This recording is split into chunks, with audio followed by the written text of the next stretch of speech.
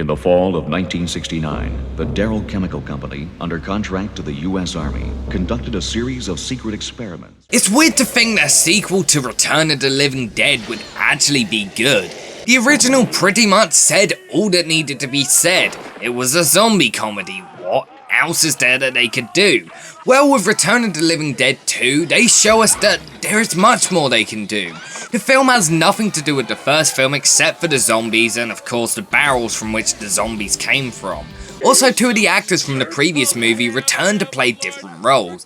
The characters are very similar to the characters in the previous movie, and pretty much the exact same thing that happens to their characters in the previous movie happens to their characters in this film.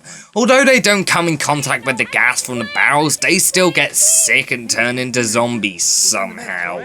The main character of the film is a boy named Jesse. We see him get chased by two bullies when they all find the barrel. Jesse is then locked inside of a mausoleum. The two bullies then release the gas, and of course we know what happens next. Zombies walk around screaming brains. There are a lot of side characters in the movie, and all of the subplots of the different characters come together, similar to Alien vs Predator 2 Requiem. The plot, similar to most zombie movies, isn't very complicated. A group of survivors have to survive. In this film, they're trying to get out of the town, but of course they can't because the army has to shut off the exits. So they decide that they should wipe out all the zombies. It's not the smartest of movies, but it's much better than it should have been. The film is much more comical and aimed more towards teenagers than the previous movie was. The violence, swearing and nudity have all been dulled down. In fact, the film's only rated an R because of one scene in the movie that is too violent. The comedy, similar to the previous movie, is very funny. There are a lot of random moments and funny zombie humour in there. For example, the scene where you see the zombies driving the car. The comic relief character Doc Mandel is probably the funniest part of the movie.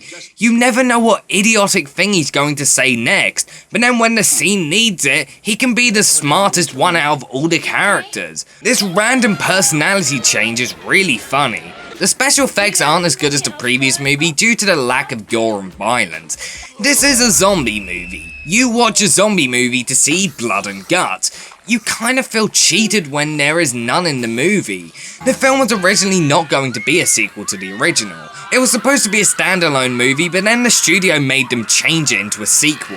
What's weird is that the film is incredibly similar to the previous movie. At times it just feels like a straight rip-off, but luckily this is quite rare, and a lot of the time when it does happen, it's for comedic effect. A lot of the time the film is way too stupid for its own good.